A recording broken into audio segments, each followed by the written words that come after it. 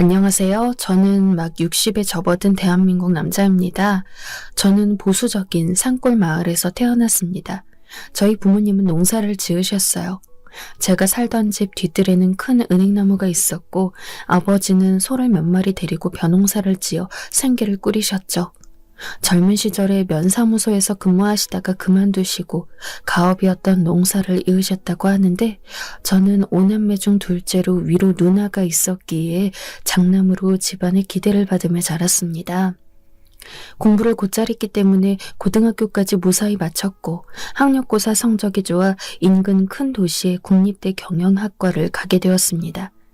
사실은 서울의 유명한 사립대 경영학과도 갈 수 있는 성적이었지만 부모님께서 동생들도 많은데 서울 보내기는 형편이 힘들다 하셔서 어느 정도 타협을 하게 된 것이죠. 그렇게 국립대 경영학과를 졸업하고 저는 고향 부근 1시간 정도 거리에 있는 은행에 취직하게 되었어요. 막 사회 초년생이었던 시기 새내기 은행원이었던 저는 업무를 실수해 허둥대기도 하고 부모님을 떠나 지내는 타지 생활이 힘들기도 하여 취직하고 1년 동안은 굉장히 마음이 불안정했어요. 그런데 그런 저를 살뜰히 챙겨주는 계약직 여직원이 있었습니다. 비록 고졸로 은행 창구 일을 하는 친구였지만 항상 깔끔한 옷차림에 성실하고 부지런한 직원이었어요. 아침마다 저에게 미소 지으며 인사하는 그 친구를 보며 저는 점차 호감을 갖게 됐죠. 자판기 커피를 함께 마시며 이것저것 물으니 시골에 형제가 많다 보니 고등학교 졸업하고 은행에 취직하게 되었다고 했습니다. 저희 때는 여자들이 대학까지 마치는 경우는 흔치 않기도 했고요. 저는 그 아가씨와 결국 연애하고 부모님의 반대를 무릅쓰고 결혼하여 이듬해 예쁜 딸을 낳았습니다. 아내는 아기를 낳고 일을 그만두었는데 아기 낳을 때 피를 많이 흘려서 수혈받은지라 산후조리를 한다고 했지만 항상 피곤해하고 기력이 없어 했습니다. 저는 아내가 잘 쉴 수 있도록 보살폈지만 결국은 신장에 이상이 생겨 아내는 그 힘들다는 투석을 하게 되었죠. 저는 은행 일을 하면서 아내를 열심히 보살폈지만 아내는 제때 신장을 이식받지 못해서 결국은 제 딸아이가 8살밖에 안 되었을 무렵 하늘의 별이 되고 말았습니다. 세월이 많이 지난 일이라 지금은 이렇게 담담하게 말하지만 그 당시에는 정말 하늘이 무너지는 것 같더군요. 황망하게 아내의 장례식을 치르는데 저도 그냥 아내를 따라 관에 들어가서 뚜껑을 닫아버리고 싶었어요. 아마 그때 제 옷자락을 쥐고 울던 딸아이가 없었다면 저는 제정신을 유지하지 못하고 우울증에 시달리다가 극단적인 선택을 했을 겁니다. 그렇게 황망함을 안고 다시 돌아가게 된 일상에서 하루하루 저는 깊은 슬픔과 절망을 느꼈지만 그 안에서 언뜻 딸아이의 천진난만한 미소를 보며 견디고 살았던 것 같습니다. 초등학교를 다니던 딸아이에게 먼저 간 아내의 몫까지 내가 엄마 아빠 몫을 다 해주리라, 우리 아이가 그늘이 없게 내가 잘 키우리라 하고 매일 아침마다 화장실 거울을 보면서 주문을 외우듯이 스스로에게 세뇌를 했던 것 같아요. 제법 커서 죽음이라는 것을 알게 된 딸아이가 아빠, 엄마는 하늘나라에 잘 계시겠지? 엄마가 가끔 너무 보고 싶어. 라고 말할 때마다 저는 눈물을 속으로 삼키면서 우리가 열심히 살다가 나중에 하늘나라 가게 되면 엄마가 우리를 만나러 나와 있을 거야. 지금도 엄마는 우리를 보고 있단다. 라고 말하면서 딸아이를 꼭 안아주었습니다. 그럴 때면 딸은 숨 막힌다면서 절 타박하곤 했죠. 저는 하나밖에 없는 딸이기에 옛말 그대로 불면 날아갈까 쥐면 꺼질까 딸의 일이라면 만사 제쳐놓고 달려가는 딸바보 아빠로 살았습니다. 다행히 딸은 엄마의 부재에도 밝고 건강하게 쑥쑥 잘 커주었어요. 열심히 딸을 키우면서 저도 은행에서 점점 직급이 올라갔어요. 딸이 고등학생일 무렵 저는 부지점장을 달게 되었죠. 딸은 어릴 때부터 책을 많이 읽어서인지 공부를 잘했습니다. 가끔 엄마와 팔짱 끼고 옷 사러 가거나 목욕탕 가는 친구들을 볼 때면 한참을 물끄러미 바라보면서 쓸쓸한 표정을 짓다가도 제가 걱정하는 게 느껴지면 자신은 아빠랑 데이트하면 된다고 웃으며 씩씩하게 말하는 속 깊고 야무진 딸이었습니다. 어느덧 세월이 흘러 딸은 고3이 되었어요. 다행히 성적도 나쁘지 않았고 수능을 잘 봐 딸은 서울에 있는 이름되면 아는 대학에 진학했습니다. 아빠, 내가 학교 열심히 다니고 졸업해서 꼭 교사 될게요. 엄마 없이 나 키우느라 정말 고생 많았어요. 사랑해요. 저는 딸이 너무 고맙고 예뻤어요. 처음 며칠은 딸을 떠나보내고 너무너무 외로웠지만 시간이 지나니 오히려 제 시간이 많아지고 홀가분했죠. 가끔 전화하면 딸은 서울이라는 큰 도시를 즐기면서 새로운 세상에서 많은 것을 보고 배우고 있다고 잔뜩 신나는 목소리였습니다. 그리고 방학만 되면 신나서 제 선물을 이것저것 사들고 내려오곤 했죠. 그렇게 딸이 대학에 입학하고 3학년을 마친 때였어요. 어느 날 딸에게 전화가 왔습니다. 여보세요? 딸내미 잘 있어? 별일 없지? 불길하게도 수학이 넘어 딸은 대답이 없었습니다. 그러고 보니 요즘 좀 전화가 뜸했던 것 같다는 생각이 머리를 스치고 지나가더군요. 여보세요? 미나야, 듣고 있어? 한참 만에 들려온 딸의 목소리는 잔뜩 가라앉아 있었고 갈라져 있었습니다. 아빠 보고 싶어. 서울로 지금 좀 오실 수 있어요? 저는 뭔지 모를 불길한 예감들을 떨치며 그 길로 차를 몰고 4시간이나 되는 거리를 달려 딸의 자취방으로 갔습니다. 가는 동안 여러 가지 잡생각과 걱정이 몰아쳤지만 지금은 그저 어쨌든 큰일이 있었다면 멀쩡히 전화하지 못했을 거라고, 최소한 어디 크게 다친 건 아닐 거라며 위로했어요. 불길한 예감을 뒤로하고 급한 마음으로 딸이 살고 있는 원룸 건물로 들어서 딸의 집 초인종을 눌렀습니다. 딸은 학교 앞 신축 풀옵션 원룸에 살고 있었어요. 8평 정도 되는 집이었죠. 끼익, 무거운 소리를 내며 현관문이 열렸습니다. 미나야, 무슨 일이냐, 어? 딸은 하루 종일 울어서 퉁퉁 부은 것이 분명한 얼굴로 저에게 애써 미소 지었어요. 아빠, 잘 지냈어요? 내가 내려갔어야 했는데 미안해요. 들어오세요. 오랜만에 방문한 딸의 자취방에는 현관에 남자 신발이 한두 켤레 나뒹굴고 있었고 옷장에도 남자 점퍼 같은 옷이 걸려있고 어딘가 제 딸의 집 같지 않은 남자 물건들이 보였어요. 전 순간 머릿속이 하얗게 됐어요. 너무 말도 안 되는 상황을 접하니 생각 회로가 끊겨버린 듯 했죠. 한참을 넋나간 사람같이 앉아있던 저는 딸이 가져다 준 물 한 잔을 다 비우고 딸에게 다그쳐 물었습니다. 무슨 일이 있길래 그렇게 다급한 목소리로 전화했냐고 말이죠. 딸은 잠시 숨을 고르더니 살짝 손을 떨면서 말을 시작하더군요. 딸이 막 대학 신입생으로 들어왔을 때 지방에서 처음 서울살이를 하는 터라 너무 외롭기도 하고 또 같은 과 친구들이 자신을 촌뜨기로 볼까봐 한동안은 서울말로 연습하는 등 사람들과 어울리는 일이 쉽지 않아 외로웠다고 해요. 그래서 딸은 중앙 동아리라도 들자 하면서 게임 동아리를 들었는데 거기서 컴퓨터 게임을 이것저것 많이 하게 되었다고 합니다. 원래도 좀 이과 성향이라 게임하면서 스트레스가 많이 풀리더래요. 그렇게 게임을 취미로 많이 하다 보니 학교 동아리 말고도 온라인으로 같이 게임하다가 사람들을 만나는 정보도 하게 되고 정모를 나가보니 게임이라는 공통 취미 때문에 즐거워서 술자리도 하게 되곤 했다고 해요. 그러다 거기서 한 남자를 만나게 되었다고 합니다. 그 남자는 자신을 소개하기를 건축학과 나와서 회사 다니고 있다고 소개했다고 해요. 키도 크고 눈썹이 진한 훈남 외모의 그 청년에게 제 딸은 호감을 느꼈대요. 나와 다르게 뭔가 세련된 사람 같다는 생각을 하면서요. 몇 번을 만나 게임도 하고 같이 맥주도 마시고 하면서 제 딸은 더욱 그 사람과 친밀해졌습니다. 함께 맛있는 것을 먹고 하다 보니 서로 연애하기로 얘기가 됐고 계속 밖에서 만나다 보니 그 사람을 자취방에도 들이게 됐다고 해요. 저는 그 대목에서 경솔한 딸의 행동이 너무 화가 났지만 바쁘다는 명분으로 자주 올라와 체크 못한 제 탓도 크다는 생각이 괴롭더군요. 그 사람은 회사 일을 하다가 한 번씩 피곤하다고 와서 자고 가기도 하고 일요일에 딸의 집에서 간식을 만들어 먹기도 했다고 합니다. 그때는 세상을 다 가진 것처럼 바보같이 그 사람에게 빠져서 지냈다고 딸은 울면서 이야기하더군요. 그런데 그렇게 지내던 어느 날 우연히 화장실 간 그 사람 핸드폰에 전화가 오는데 전화를 전해주려다가 딸은 그만 실수로 통화 버튼을 눌렀다고 합니다. 여보, 오늘 언제 온다고 했지? 저녁해야 돼? 수화기 너머로 다정한 여자의 목소리가 들렸다고 해요. 그리고 확실치는 않지만 아기 웅얼거리는 소리도요.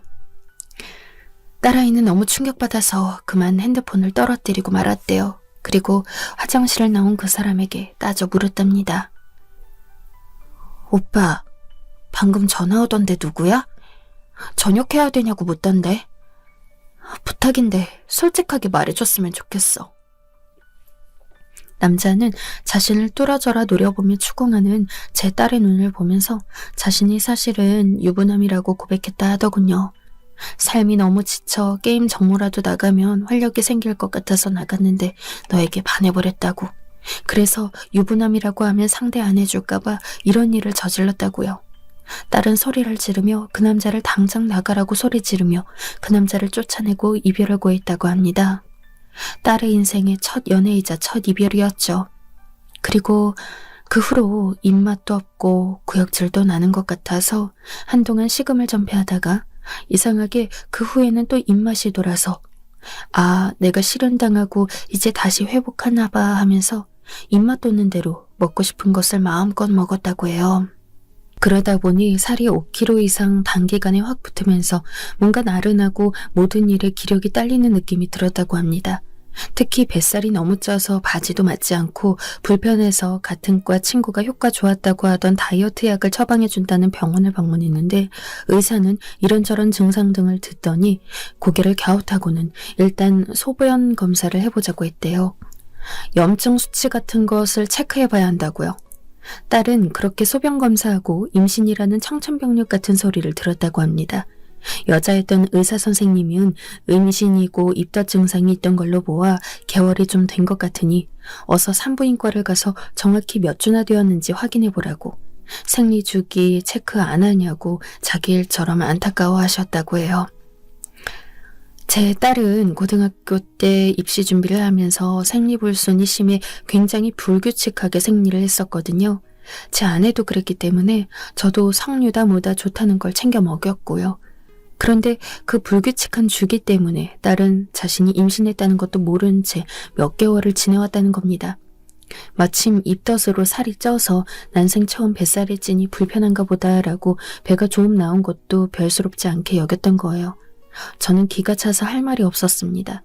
뱃살이 찐 것과 임신한 것을 헷갈리다니.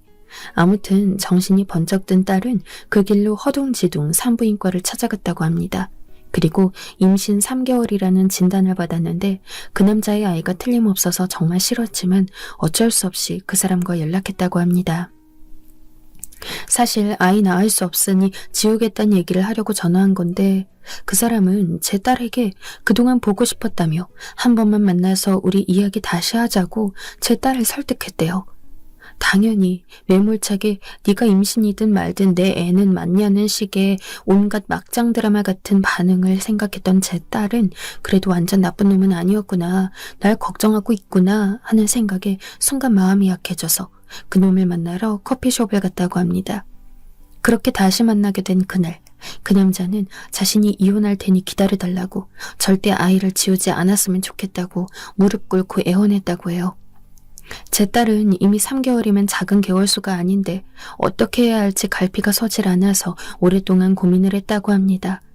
처음에는 이 남자도 아이도 얼른 정리해버리고 다시 대학 공부에 매진하자는 쪽으로 기울였지만 초음파로 아기의 모습이 형체를 갖춰나가는 걸 보고 심장 소리를 듣자 차마 중절 수술을 할 수 없었다고 합니다.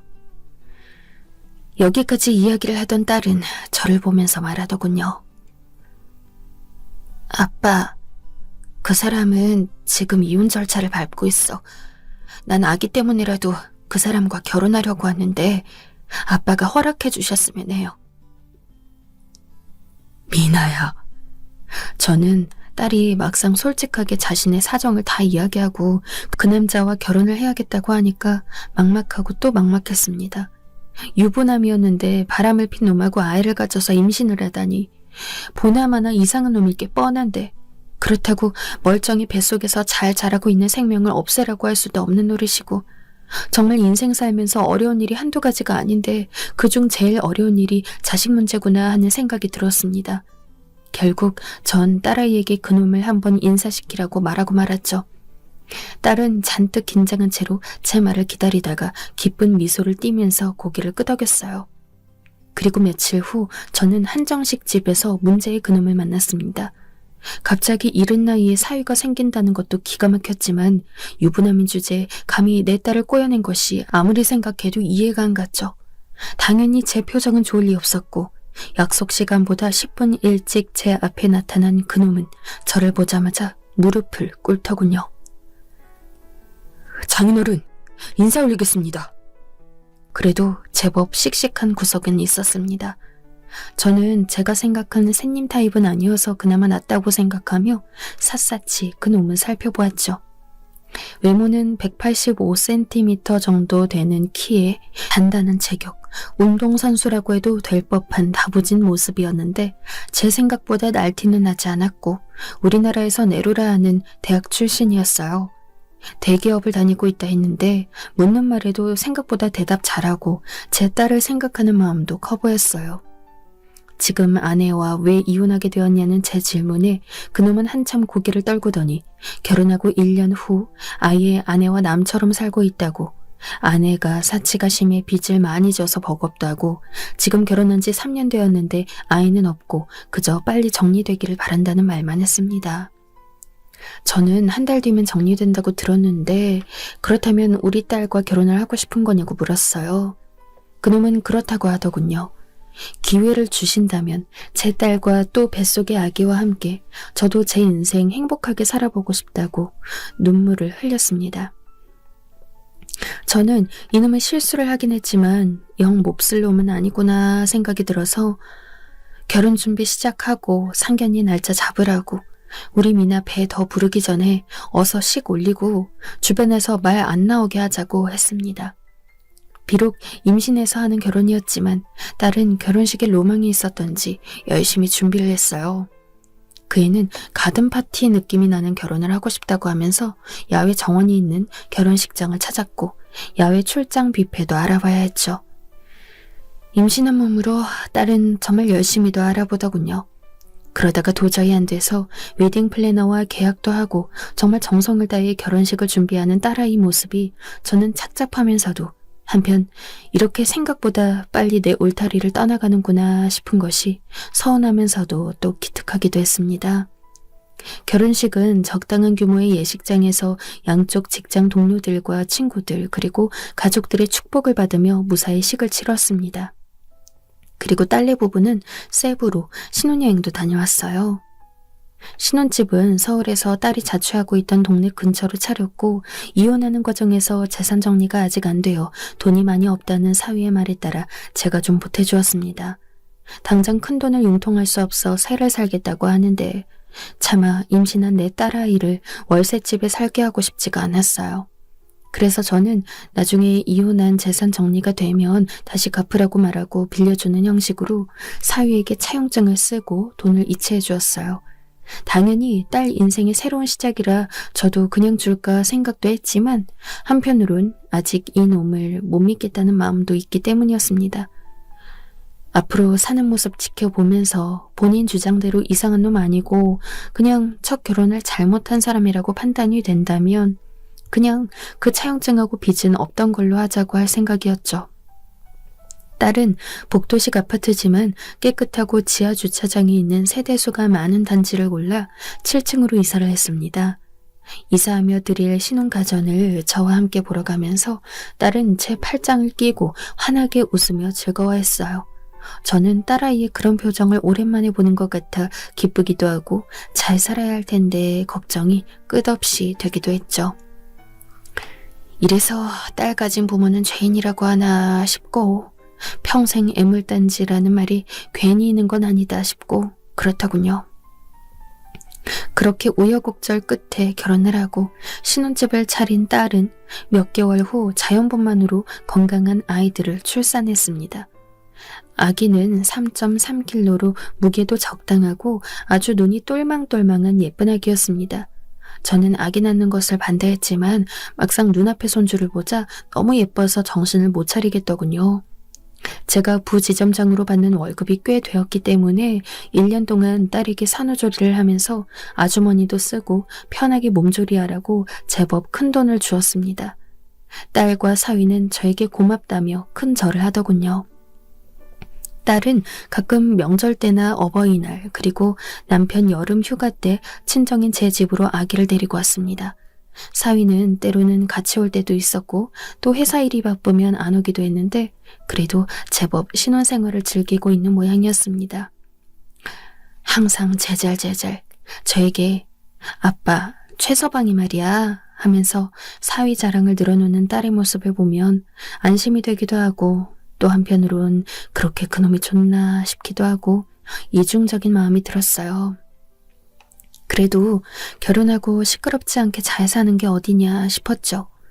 딸은 산후조리하고 사람을 쓰라고 제가 1,000만 원이나 되는 돈을 줬는데도 몸이 안 좋은지 부은 것 같기도 하고 날씬했던 몸이 제법 불어갔습니다. 가끔 전화하면 설거지하는 소리도 들리고 집안일도 혼자 하는 것 같았죠. 저는 그 돈을 어디다 썼나 싶어서 딸에게 사람 안 쓰고 있냐고 너 몸이 왜 이렇게 살이 쪄가냐고 물었지만 딸은 아빠 산후조리는 충분히 하고 있어요. 일주일에 2번 아주머니도 오시고 아기 봐주시면서 살림해 주시는 게 돈이 비싸서 일주일에 2번만 오시라고 했어요. 라고 말했어요.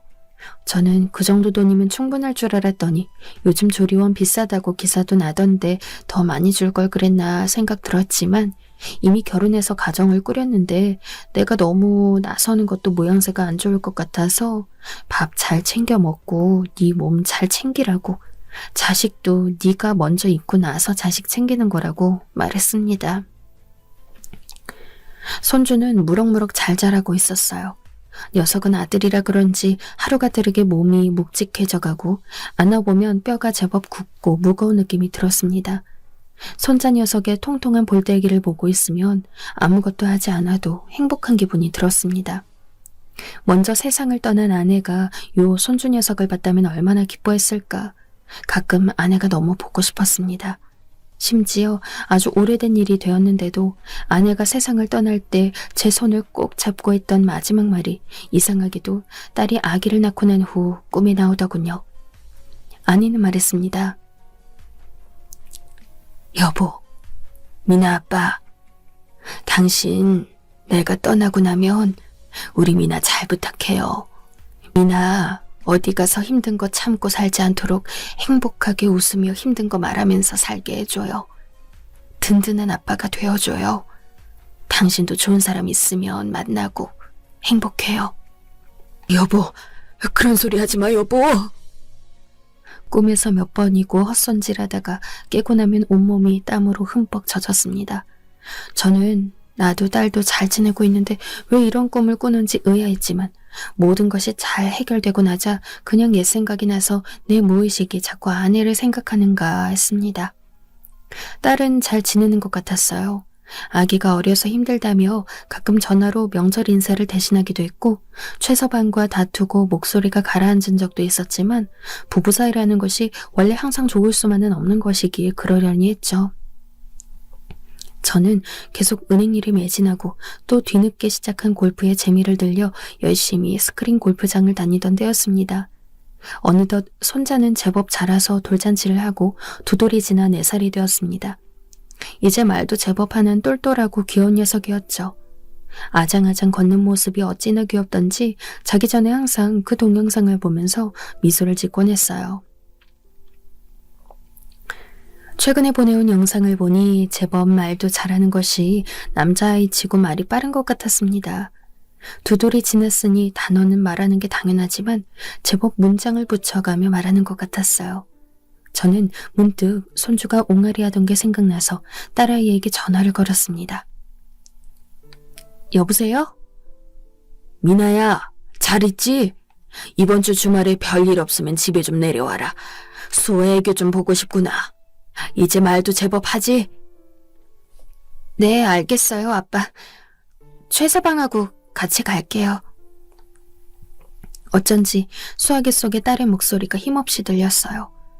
그 부분이 마음에 걸렸지만 어차피 며칠 뒤에 볼 건데 별일 아닐 거라 생각하며 저는 집으로 퇴근하는 길에 평소 좋아하던 김치찌개 집에 들러 찌개를 하나 포장하고 오랜만에 김치찌개 먹을 생각에 콧노래를 부르며 집으로 향했습니다. 사실 저는 김치찌개를 굉장히 좋아하는데 아내가 해주던 그 맛을 찾지 못해 아내가 죽고 나서는 잘 먹지 않았거든요. 그런데 최근에 아내가 해준 맛과 비슷한 가게를 찾아서 굉장히 기분이 좋았습니다. 흥얼거리며 엘리베이터를 타고 집으로 와서 현관문을 열었을 때 저는 깜짝 놀랐습니다. 집에 불이 환히 켜져 있고 손주 녀석이 글쎄 제 집 거실을 걸어다니고 있지 뭡니까? 딸아이는 소파에 우두커니 앉아 있고요. 아니, 미나야, 주말에 오기로 하지 않았니? 무슨 일이냐? 아빠, 최서방이 마침 출장을 간다고 해서 아빠 전화 오니까 아빠가 보고 싶기도 하고. 아이고, 최서방 차 타고 오지. 차도 없는데 고속버스 타고 왔어? 아니야, 기차 탔어, 아빠. 기차 안에는 화장실도 있고 애기 데리고 타기 괜찮아요. 그 말을 하는 딸의 얼굴이 어쩐지 하얗게 질려 혈색이라곤 하나도 없어 보였습니다. 저는 딸이 걱정되어 뭔가 더 물으려다가 일단 밥부터 먹여야겠다 싶어 김치찌개를 식탁에 차리기 시작했어요. 딸도 밥그릇을 가지고 와 밥을 푸더군요. 그리고 국그릇도 가지고 와 국자로 냄비에 있던 찌개를 푸는데 쨍그랑. 딸이 그만 국그릇을 실수로 놓쳐버린 것이었죠. 긴 원피스를 입고 있던 딸의 다리 부분이 전부 빨간 국물로 얼룩졌고 딸은 뜨거웠는지 황급히 치마를 걷어올렸습니다. 그런데 딸의 다리에서 저는 이상한 것을 보고 말았어요. 딸의 다리는 마치 단풍이 든 것처럼 울긋불긋했어요. 살색이 아니라 파란색과 빨간색으로 온통 멍이 들어 있었습니다. 잠깐만, 미나야, 너 이게 뭐냐? 다리가 왜 이래? 딸은 화들짝 놀라 옷으로 다리를 가리더니 옷 갈아입고 오겠다며 자리를 피해버렸어요. 전 어쩐지 그 상처가 이상해서 초조하게 방으로 들어간 딸이 나오길 기다렸습니다. 30분이 지났을까? 딸은 옷 갈아입는데 시간이 왜 그렇게 걸리는지 티셔츠와 바지를 입고 다시 제 앞으로 왔죠. 그리고는 얼마 전 남편과 함께 봉사 동아리 활동을 하다가 넘어져서 멍이 들었다고 했습니다. 시골 가서 어르신들 일을 도와주는 것이었는데 아무래도 익숙치 않은 일을 하니 많이 다쳤다고, 최서방이 하도 다쳤다고 화를 내서 이제 봉사활동 동아리는 최서방 혼자 가기로 했다는 것이었습니다. 엄마. 그때였습니다. 제 손주가 우리에게 아장아장 걸어온 것은. 그래. 민재야, 우리 민재 왔어. 엄마 여기 있어, 우리 아가. 엄마, 맴매. 갑자기 손주는 제 딸아이 옆에 바닥에 털썩 주저앉더니 손바닥으로 바닥을 탕탕 내리치면서 맴매라는 소리를 반복하는 것이었습니다. 딸도 저도 놀라 손주를 바라봤어요. 저는 반복되는 그 맴매라는 말이 아무래도 이상했습니다. 저는 딸이 손주를 쳐다보느라 방심하고 있던 사이 티셔츠를 입고 나온 딸의 팔 부분을 재빨리 걷어보았죠. 세상에, 그 팔 역시 다리처럼 울긋불긋하더군요. 왜 이래요, 아빠? 딸은 깜짝 놀라 제 손을 떼어내고는 제 눈빛을 피했습니다. 저는 아주 오랜만에 가슴 깊은 곳에서 분노가 치솟는 것을 느꼈습니다. 이 분노는 익숙한 것이었어요. 제 딸이 저를 자취방으로 불러 그 자식이 유부남이었다고 말했던 그 순간 느꼈던 분노였죠. 오히려 모든 사태가 파악되자 속이 시원했습니다. 제 딸이 명백한 학대를 당하고 있었어요. 남자다운 척하던 그 새끼가 감히 꽃 같은 내 딸한테 손을 대고 있었습니다. 미나야, 맴매가 무슨 뜻이냐? 민재가 지금 말하는 게 뭐냐고? 저는 결국 폭발해버렸습니다. 딸은 아무 말도 못하고 닭똥 같은 눈물만 뚝뚝 흘렸어요. 그렇게 1시간이 넘게 딸은 눈물을 쏟아내더니 마침내 그간 있던 일들을 말하기 시작했죠. 결혼하고 아기가 태어나기 전까지 그 새끼는 아주 잘해줬다고 합니다. 정말 공주님 대접을 해주면 불면 날아갈까 주면 꺼질까 하인처럼 모든 시종을 들면서 장밋빛 미래를 이야기했다고 해요. 그런데 아기가 태어나면서 친정에서 1,000만 원을 주시는데 그 돈으로 산후조리와 아줌마 쓰는데 쓰려고 한다고 했더니 갑자기 그때부터 조금 이상한 시비를 걸었다고 합니다. 네가 재벌도 아닌데 무슨 아줌마를 쓰냐는 둥. 그 돈이면 우리 5달 생활비는 되는데 조리원을 그렇게 꼭 비싼 데를 가야 되고 사람까지 써야 되냐고. 너 집에서 놀고 있는데 몸 추스르면서 애기 보면 안 되냐고 딸을 꼬드기기 시작했대요. 그러고는 내가 그 돈 4-5배 불려줄 테니 우리 그 돈으로 주식하자고, 몇 달만 그 돈 굴려서 내가 돈 더 불려서 너한테 준다고 계속 얘기했다고 해요. 그래서 딸은 하도 시달려 나중에 그 돈을 결국 줘버렸다고 해요. 그렇게 주식을 시작한 그 자식은 아기가 울든 말든 아기를 혼자 돌보는 제 딸이 몸이 상해 붓기가 안 빠져 고생하고 밥을 제대로 못 챙겨 먹어 병이 나든 말든, 심지어 아기가 아파 열이 펄펄 끓는데도 주식만 쳐다보고 집에 오면 소파에 누워 쉬기만 했다고 합니다. 딸은 임신 때 그렇게 잘하던 사람이 저렇게까지 무심하게 변하는 것이 이상해 설득도 해보고 화도 내보고 육아 좀 같이 하자고 말도 해보고 계속 실랑이를 했다고 해요. 그러던 어느 날 아무리 말해도 듣지 않는 남편에게 화가 난 딸이 심한 소리를 해버렸다고 합니다. 당신, 전 와이프한테도 이렇게 해서 이혼당한 거 아니야? 어떻게 사람이 임신 때하고 180도 달라질 수가 있어? 와이프가 힘들다는데 도와달라고 하는데 어떻게 그렇게 모른 척할 수가 있냐고. 뭐? 이게 보자 하니까 퇴근하고 좀 쉬자는데 왜 지랄이야? 하면서 그 자식이 리모컨을 제 딸에게 집어 던졌다고 했어요. 그게 폭력의 첫 시작이었다고 합니다. 그 후로 조금만 뭐라고 하거나 잔소리를 하면 뭔가를 집어 던지거나 질질 끌고 가서 패거나 했다는 것이었죠. 다부진 체격으로 한 대 맞으면 딸은 고꾸라져서 한동안 일어나지도 못했다고 해요. 가장 힘들었던 점은 아이가 보는 앞에서 그런 행동을 한다는 것이었어요. 아이가 쳐다보면 이렇게 말했다고 합니다. 엄마가 아빠 말을 안 들어서 맴매하는 거야. 알았지? 저기 가서 놀고 있어. 세상에, 이런 천인공노할 새끼가. 저는 분노를 금할 길이 없었습니다. 미친놈도 이런 미친놈이 없었죠. 역시 사람 고쳐 쓰는 거 아니라더니. 유부남이 처녀 꼬셔서 임신시켰을 때부터 이상한 놈이었던 거예요. 저는 너무 화가 나서 이 새끼를 어떻게 조질까 하다가 급하게 친한 후배 녀석이 예전에 이혼 소송할 때 흥신소를 이용했다던 말아이 생각이 나서 그 흥신소 연락처를 알려달라고 했습니다. 일단 그 새끼의 모든 정보를 알아야 했죠. 흥신소에서는 하루 종일 붙어 다니며 일거수일투족 파악하려면 몇천 대의 돈이 든다고 했지만 전 얼마든지 돈을 줄 테니 확실하게 일상생활을 알아봐 달라고만 했어요. 그리고 딸에게 그 새끼에게 전화 걸어 며칠 친정에 있겠다고 하라고 했습니다. 오늘도 다투다가 몇 대 때려서 온 것이라고 하니 그렇게 연락 남겨두고 한동안 이 집에서 아기와 함께 지내라고요. 그리고 2달이 지났으니 아기는 이제 혼자 끼고 있지 말고 어린이집에 보내라는 말도 했죠. 딸은 그동안 아이는 엄마가 돌봐야 한다는 그 자식의 말을 들으며 혼자 손자를 돌보고 있었거든요. 다음날 저는 회사는 반차를 쓰고 딸아이와 함께 어린이집을 알아보러 갔습니다.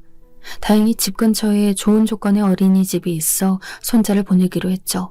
그리고 백화점에 들러서 아기를 낳고 관리를 못해 살이 찌고 자신감도 없어진 제 딸을 위해서 예쁜 옷과 가방, 신발을 사주고 운동도 끊어주었습니다.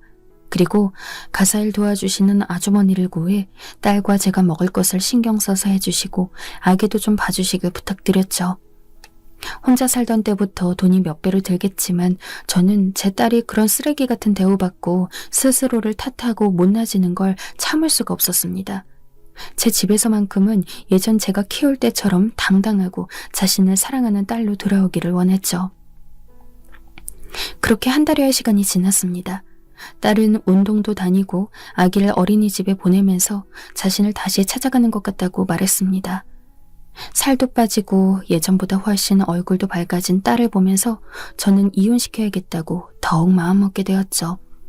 딸은 이제 그 인간 근처에도 가기 싫다고 했습니다. 끌려가서 맞을 때의 기억이 아직도 잠들기 전에 떠오르고 오싹해진다고도 했죠. 그때 그 인간의 사람 같지 않은 눈빛, 그 눈빛을 잊을 수 없다고 했습니다. 드디어 흥신소에서 연락이 왔습니다. 흥신소에서 한 달간 그 새끼를 쫓아다닌 결과 주식뿐 아니라 선물 거래에도 손을 댔고 현재 빚이 1억 가까이 된다는 것이었어요. 거기다 이혼한 전처를 무슨 이유에선지 주기적으로 호텔에서 만나고 있다는 것이었죠. 전처가 상당히 부유해 보이는데 돈을 빌기 위해서인지 전처에게 지극정성으로 에스코트를 하고 선물 공세를 펼치는 등 누가 보면 전처와 부부인 줄 아는 것 같다고 했습니다. 거기다 까도 나오는 이 양파 같은 새끼가 전처 말고도 다른 애인이 또 있다고 합니다. 무인 모텔에서 만나기도 하고 바닷가로 드라이브를 가서 조개구이를 먹기도 하는 앳된 애인이 있다는 것이었어요. 저는 도저히 안 되겠다는 생각에 마지막 카드를 꺼냈습니다. 바로 제가 집을 사줄 때 만들었던 차용증이었습니다. 이혼 통보와 함께 그 차용증으로 민사소송을 걸겠다는 의사를 변호사를 선임해서 전하고 저는 딸을 위한 복수를 시작했습니다. 변호사 통해서만 이야기하겠다고 아이 친권, 양육권 모두 내놓고 집 살 때 내가 빌려준 돈 이자까지 싹 다 뱉어내고 내 딸 몸 상하게 한 거 피해 보상금까지 다 받아내겠다고 했습니다. 처음에 그놈은 제 딸에게 집요하게 전화해서 협박도 하고 울며불며 애원도 하고 너밖에 없다는 둥 온갖 거짓부렁을 했어요. 그러나 제 딸은 그놈과 말 한마디 제대로 섞지 않고 그냥 전화를 끊어버렸죠. 그리고 나중에는 아예 폰번호를 바꿔버렸습니다. 저는 그놈 집 주소로 제가 가지고 있는 모든 사진의 복사본을 보냈어요. 전처와 만나는 것을 알고 있다는 것과 다른 애인의 존재, 그리고 주식으로 인해 진 빚까지 모든 것을요. 최후의 발악인지 그놈이 결국 제 집에까지 왔더군요. 어느 목요일 저녁이었습니다. 술을 잔뜩 먹고 찾아온 그놈에게 제 딸은 말했죠. 여기까지 올 염치가 있나 보지? 이제 그만 내 인생에서 꺼져. 미나야, 그러지 말고, 어? 미나야, 나 너 사랑해, 어? 너는 전처도 사랑하고 네 어린 애인도 사랑하잖아. 돈이나 내놓고 이제 그만 내 인생에서 나가. 저 팰 땐 언제고 사랑? 미친 새끼. 어서 내 눈앞에서 사라져. 끔찍하니까. 딸은 그 자식 뺨을 한 대 후려치더니 그 길로 내쫓아버렸어요. 그리고 그놈은 시간을 끌다가 결국 변호사 선임할 돈도 없고 너무 유책 사유가 많았기 때문에 자신이 불리하다는 걸 깨닫자 친권, 양육권 모든 것을 내놓고 제 딸 인생에서 사라졌습니다. 물론 제가 차용증 썼던 돈도 다달이 꼬박꼬박 갚고 있죠. 그 후 딸은 아이를 어린이집에 보내고 아주머니를 쓰면서 제 돈이 너무 나간다고 죄송해하더니 조그맣게 자몽청이며 레몬청 등을 파는 사업을 시작했습니다. 근처 카페에서 판매를 하는데 생각보다 인기가 있어서 조만간 그런 청들을 전문으로 하는 작은 카페를 차리는 것을 목표로 카페 아르바이트를 나가고 있어요. 저는 몇 달 새 다시 저와 살 때처럼 생기가 넘치는 제 딸아이와 딸을 쏙 빼닮은 손주를 보면서 즐거운 하늘을 보내고 있습니다. 이런 사태를 겪으며 느낀 점은 사람이 결국 어떤 상황에서도 돈이라든지 자신의 것을 가지고 있어야만 어떤 힘든 일이 있어도 대처할 수 있다는 것과 자식은 항상 무슨 일이 있는지 잘 살펴야 한다는 것입니다. 제 사연을 들어주신 여러분, 저처럼 딸아이의 아픔을 알아채지 못하는 바보짓 하지 마시고 항상 곁에 있는 가족들 소중히 여기면서 행복하게 지내시길 바랍니다. 어느새 완연한 여름의 모습이 드러나고 있네요. 행복한 하루 보내시길 바랍니다.